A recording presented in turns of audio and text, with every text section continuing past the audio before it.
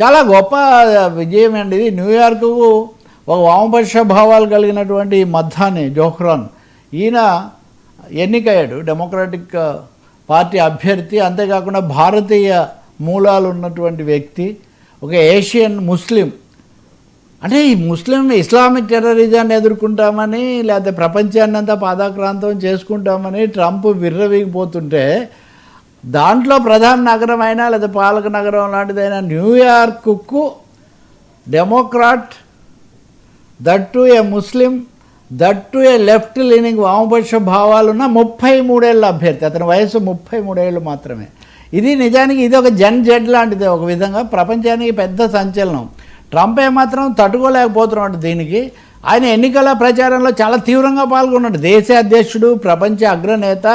ఆయన న్యూయార్క్ కనుక మద్దాని మేయర్ అయితే నేను న్యూయార్క్కి ఇవ్వాల్సిన ప్రత్యేక నిధులు కూడా ఆపేస్తాను, ఏదో కనీసమైన నిధులు మాత్రమే ఇస్తానన్నాడు. అంతేకాకుండా ఆయనకు వ్యతిరేకంగా పోటీ చేసిన తమ పార్టీ అభ్యర్థి మాజీ గవర్నర్ సిల్వాను కాకుండా ఇంకొక ఆయన డెమోక్రటిక్ పార్టీకి సంబంధించిన రెబెల్ క్యాండిడేట్ను బలపరిచాడు. మా అభ్యర్థికి మీరు ఓటేయద్దు, మీరు ఈయనకు ఓటేస్తే మద్దానికి వేసినట్టే కమ్యూనిస్టులు రాబోతున్నారు, సోషలిస్టులు రాబోతున్నారు, అమెరికాను వాళ్ళు కైవసం చేసుకోవడం ఎంత మాత్రం శ్రేయస్కరం కాదని కొద్ది భారీ ఎత్తున ప్రచారం చేశాడు. ఇంకో పెద్ద విశేషం ఉంది, మీడియాలో అంతగా చర్చకు రాంది. ఈ మద్దానే అనే ఆయన ఎన్నికల ప్రచారం సమయంలో భారతదేశ పరిస్థితులు, నరేంద్ర మోదీ ఇట్లాంటివి కూడా చర్చకు వచ్చాయి. వీళ్ళు గుజరాతీ ఆరిజిన్స్, వీళ్ళవి గుజరాతీ ముస్లిం కూడా అయినా. అంటే మీరు చూడండి ఎంత ఇది ఎవరు రాయగలిగిన స్క్రిప్ట్ కాదు. మీరు మోదీకి వ్యతిరేకులు ఇట్లాంటివన్నీ మాట్లాడుతున్నారు కదా అని అడిగారు. మీరు మోదీ ట్రంప్కి చాలా సన్నిహితుడు, ఐ లవ్ మోదీ అంటే ఐ లవ్ ట్రంప్ అంటారని మీరు గుర్తుపెట్టుకోవాలి. కాబట్టి ఇది ఒక విధంగా భారత ప్రభుత్వాన్ని అడిగారు. మామూలుగా కమలా హారిస్ అధ్యక్షురాలు అయింది, లేకపోతే ఇంకొక ఆయన గవర్నర్ అయ్యాడు అంటే భారతీయుడు అయ్యాడని మనమంతా అభినందనలు చెప్తాం కదా.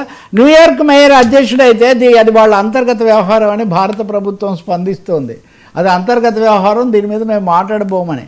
అయితే ఆయన ఒక మాట అన్నాడు, ఓకే మత విషయాలకు సంబంధించి, లౌకిక తత్వానికి సంబంధించి మోదీ అనుసరించే విధానాలతో నాకు కొన్ని తేడాలు ఉన్నటువంటి మాట నిజం, కానీ భారత్ అమెరికాలు బాగుండాలని అతను చెప్పాడు. మీరా నాయర్ వాళ్ళ అమ్మగారు చాలా ప్రసిద్ధ ఫెమినిస్ట్ దర్శకురాలు. ఆమె తీసిన సలాం బాంబే, మాన్సూన్ వెడ్డింగ్ లాంటి సినిమాలు ప్రపంచ సంచలనాలు. సో ఎన్ని విశేషణాలు ఇక్కడ కలిసి ఉన్నాయో చూడండి. ఇలాంటి సంక్లిష్టమైన సమయం ఇది డెమోక్రాట్లకు కూడా కొత్త ఊపు తీసుకొస్తుంది. మద్దానితో పాటు ఒక రాష్ట్రానికి గవర్నర్గా ఐ థింక్ గజాల లక్ష్మీ సంపత్, హైదరాబాద్కి చెందిన మహిళ కూడా, హైదరాబాద్ మూలాలు ఉన్న ఒక మహిళ కూడా ఎన్నికయ్యారు. ఇంకో రాష్ట్రంలో కూడా భారతీయులు ఎన్నికయ్యారు. మొత్తం ముగ్గురు. ట్రంప్కు వ్యతిరేకించినటువంటి వ్యక్తి న్యూయార్క్ అధ్యక్షుడు కావడం అన్నది అమెరికాను షేక్ చేసి ట్రంప్ను షాక్ చేస్తున్నటువంటి ఒక పరిణామం. మీరు కనుక గమనిస్తే శ్రీలంకకు ఒక లెఫ్టిస్ట్ ప్రెసిడెంట్ రావడం కానీ, నేపాల్లో కూడా ఈ రోజునే ఎందుకు కమ్యూనిస్ట్ పార్టీలన్నీ మొన్నటి అయిన తర్వాత వాళ్ళంతా కలవాలని, కొంచెం వామపక్ష భావజాలం ఉన్నటువంటి వాళ్లకు. అలాగే ఈ శక్తులు ఇంక ఇక్కడ వీటి ప్రభావం ఏమి ఉండదు అంటున్నప్పుడు ఒక 30 మీటర్ అతను అన్నాడు, అన్నీ నా వయస్సు ఒకటి తక్కువ, కొంచెం తొందరగా పెరగాలనుకుంటే నేను ప్రయత్నం చేశాను అన్నాడు సరదాగా. నేను ప్రయత్నం చేశాను కానీ ఇంతకంటే పెరగలేకపోయాను నేను. కానీ ఇది పెద్ద గేమ్ చేంజరు, ఇది ఒక విధంగా ప్రపంచానికి సంకేతం. రెండవది ట్రంప్ ఇంకా మళ్ళీ పోటీ చేసే అవకాశమే లేదు. డెమోక్రాట్స్ మళ్ళీ కమింగ్ బ్యాక్ అనడానికి కూడా ఈ విజయం ఒక ముఖ్యమైన సంకేతం అవుతుంది. రిపబ్లికన్ పార్టీ అధికార అభ్యర్థికి చాలా తక్కువ ఓట్లు వచ్చాయి పోలిస్తే కనుక, ఈ రెబెల్ క్యాండిడేట్తో పోలిస్తే కనుక. కాబట్టి అమెరికా రాజకీయాల్లో ఇది ఒక కుదుపు. ట్రంప్ విధానాలకు కూడా ఒక ఎదురుదెబ్బ.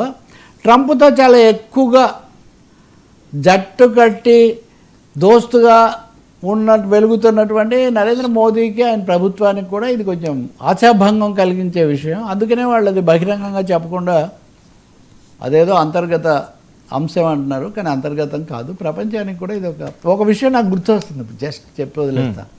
అంజయ్ గారు ముఖ్యమంత్రిగా ఉండగా రామారావు ఇంకా నెక్స్ట్ చివరి దశ అనమాట ఆయన ప్రభుత్వానికి. నెక్స్ట్ రామారావు రాబోతున్నారు. విజయవాడ కార్పొరేషన్ ఎన్నికలు జరిగాయి, విశాఖపట్నం కార్పొరేషన్ ఎన్నికలు జరిగాయి. అంజయ్య గారు వచ్చారు. అస్సలు కమ్యూనిస్టుల మీద విరుచుకుపడ్డారు. కానీ కమ్యూనిస్టులు విజయవాడ మొదటి కార్పొరేషన్లో కమ్యూనిస్టులు గెలిచారు. విశాఖపట్నం మేయర్గా ఎంఎస్ రెడ్డి అని అప్పుడు బీజేపీ తరఫున గెలిచారు.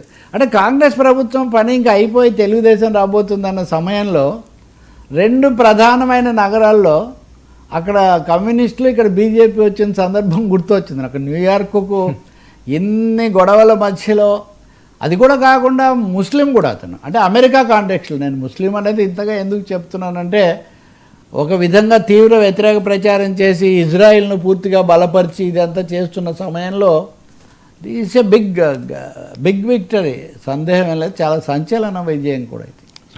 Thank you so much doctor. ఇది ఈనాటి frankly with Telakapalli. Station to 9.